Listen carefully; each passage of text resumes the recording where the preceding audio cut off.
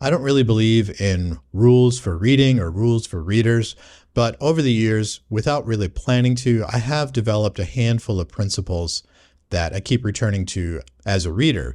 And these extend outward from other principles in my life, and I do apply them to other areas of my life. And I want to share them with you today because you might find them useful, you might find them insightful. And I'd also like to hear from you if you have any thoughts about these, if you have any guidelines for yourself as a reader.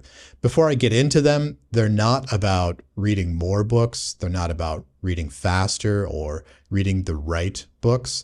They're about reading in a way that actually respects your time, your intelligence, and can help you become the kind of person that you want to be.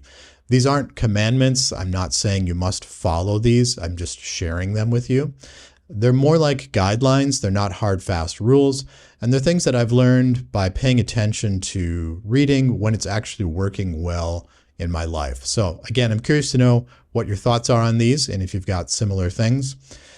This first one is something that is really relevant today, although it should have always been relevant in our lives. And it's don't read something if you know the author is a terrible person. Now, terrible people can make great art. Terrible people can be great writers. They can write great books. I'm not going to deny that. But we should not knowingly support a terrible person. You need to have a sense of decency. You need to have some standards. It's difficult. I get it. And I used to be in the camp of separating the art from the artist. But I found that, and maybe it's just from getting older, but I found that I've reached my limit and I just can't do that anymore. And the breaking point for me was Neil Gaiman. Okay, I have loved the Sandman comic. I'm old enough to have read it when it was a first run comic, and I was reading it issue by issue, or when some of the collected editions came out and I could read it all at once in a volume. It was at a time in my life when I was trying to be a creative person and also kind of exploring my life, trying to figure out who I was and how I was going to make my way in the world. And there was something about that comic and that story that I just found really, really fascinating. And I really appreciated and loved the way that Neil Gaiman was able to retell and pick up elements of myths and folktales and spin them into something really, really new and really wild and really refreshing. But since then, we've found out that Neil Gaiman is a horrible person. I can't read this comic ever again without thinking about the horrible things that we've learned that he does to people. And I can't recommend it. And I can't recommend any of his writing. And I don't think you should either. So again, I just feel like you need to draw a line in the sand, and we need to say, we're not going to read books from people that we know are terrible. Now, sometimes we find those things out later, maybe even after a person has died. And you're going to have to make a choice. Like, can I read that with the same mindset? Can I read that openly again, knowing these terrible things about this person? I can't do that. Okay. And I think that you need to ask yourself, if you can do that, what does that mean? And what are the ethical and moral implications of that? Now, this second one is really personal to me. And you're going to have to kind of ask yourself if you can do this too. But I don't care if a book is popular or not. I don't follow trends. And I think that popularity or unpopularity mean nothing about the quality of writing or the quality of a book. This is just kind of a big part of who I am. I don't think it was ever like a conscious decision, but I've never followed trends. I've never felt compelled to do what others do, to read what others read, to listen to the music that other people listen to watch the same movies as everyone. It's just always the way I've been. I've always just been a very curious person, and I've always found it more satisfying to explore more and to kind of find unique things and find my own things. Of course, at times I do read books that are very popular. There's nothing wrong with that. I have read a book because it's popular, but I've read it more out of curiosity to figure out, like, is this really good? Sometimes it is, sometimes it's not. So again, popularity doesn't equate quality work. It doesn't mean a book is good. It also doesn't mean a book is bad, okay? But I just think that you can do better as a reader than just reading what everyone else reads. So if you're calling yourself a reader, if you're choosing to read, meaning that It hasn't been assigned to you. It's not required of you either by your educators or by your employers, but you're choosing to just find your own books and find your own reading. That means that you've achieved some level of intellectual curiosity.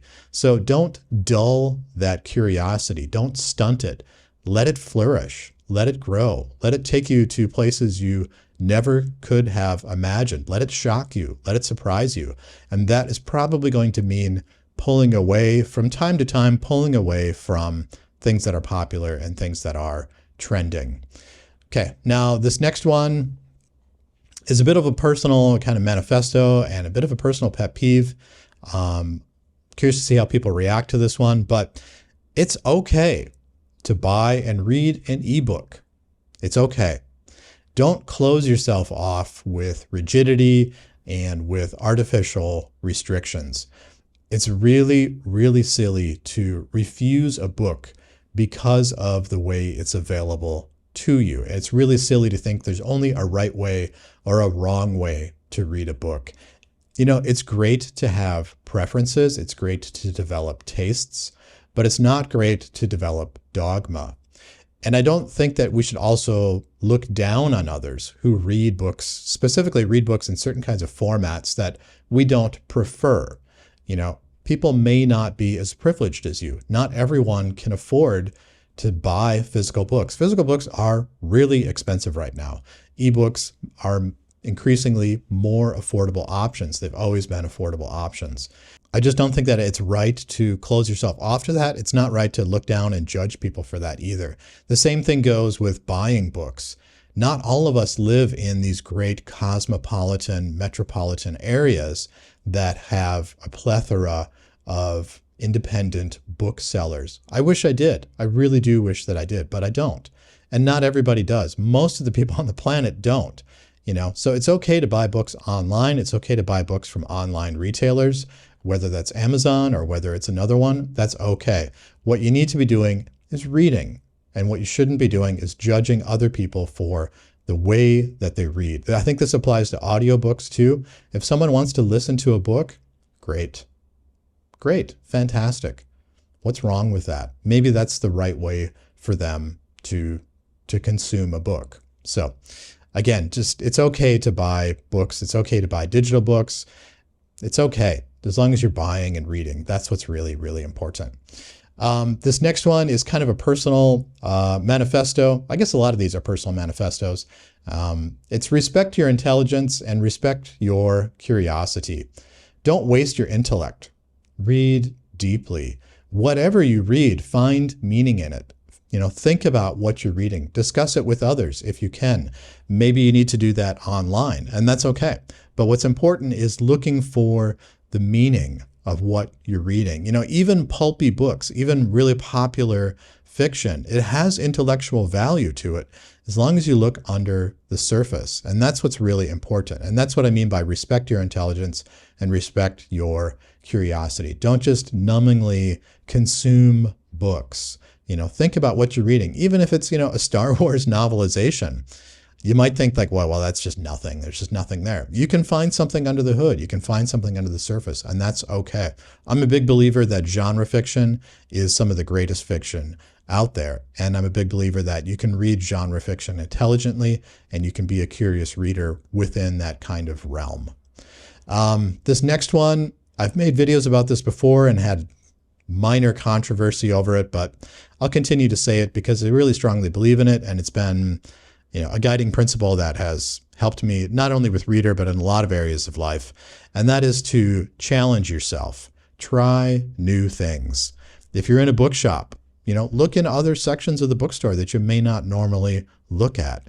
You know, browse through the web. People have been writing about books for much longer than they've been making videos about them. And they've probably been writing about them better than they've been making videos about them. You know, you can find so many great books, so many great bloggers, so many great websites of people who read and review books.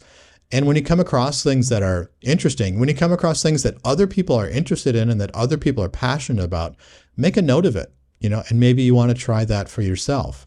Maybe you should realize that, you know, other people's passions can lead you to new things.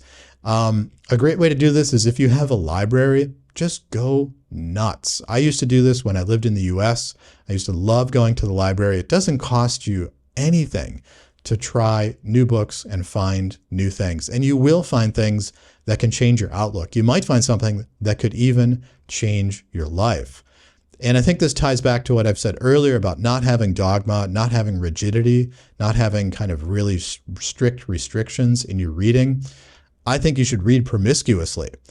I think you should be a book slut. There's no shame in being a book slut. And there's no need to see the doctor afterwards. So why not? Okay. Now, this next one is a little bit esoteric, but I think you'll get it. Hopefully I can land the point here. It's that search for stories that you can live inside of, okay? The most rewarding reading is transcendental, meaning that it transports you out of your skin and out of your head and out of your heart and into someone else's head, into someone else's skin, into someone else's heart. And the results of that are vastly, vastly rewarding. Empathy, understanding, knowledge, appreciation of others. And these rewards are not just about you. You're not the main character. And that's what's beautiful. You can apply all of those rewards to how you think about others, how you view the world, how you listen to and speak with others, how you interact with the world. And this is not just for fiction. This can also be great nonfiction. This can be journalism. This can be poetry.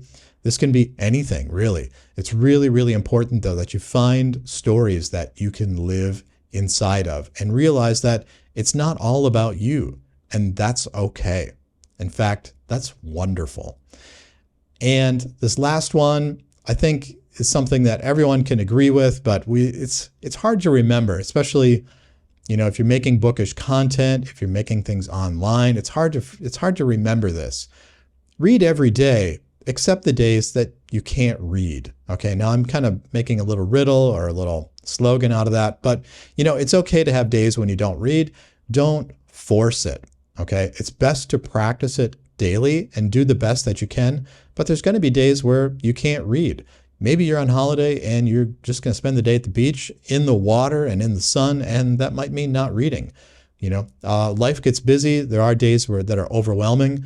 I work a lot. Sometimes I work 12, 14-hour days, and sitting down reading a really dense book at the end of that is not what I want to do. Sometimes I just want to watch a movie and listen to some music, get some exercise, and then just go to sleep. That's okay. Don't force it. Don't punish yourself with the reading. But do try to make a habit. And I think that if you do make a habit of it, you do find a way to read a little bit every day. So again, it's best to have a practice, but don't let it override your life. And that ties back again also to not having dogma, not being so rigid with the reading. So, none of these rules are really rules. None of them are universal. I've just arrived at them after years of paying attention to what works for me and for when reading really feels alive and really feels like a part of my life. When reading is not hollow and when it's not performative. Yours could be completely different, and honestly, they probably should be. But I think it's worth asking, not what are you reading right now, but why are you reading and how are you reading? So if you're comfortable sharing, I'd love to know, do you have any kind of personal rules or any kind of personal guidelines when it comes to reading? Or is that something you used to do and you've just stopped over time? I'd really be interested to know what people think about this, where they land on this. And, I read every comment and I respond to the good and the positive comments. So in case you don't know, my name is Carl, and this has been Please Read Your Book.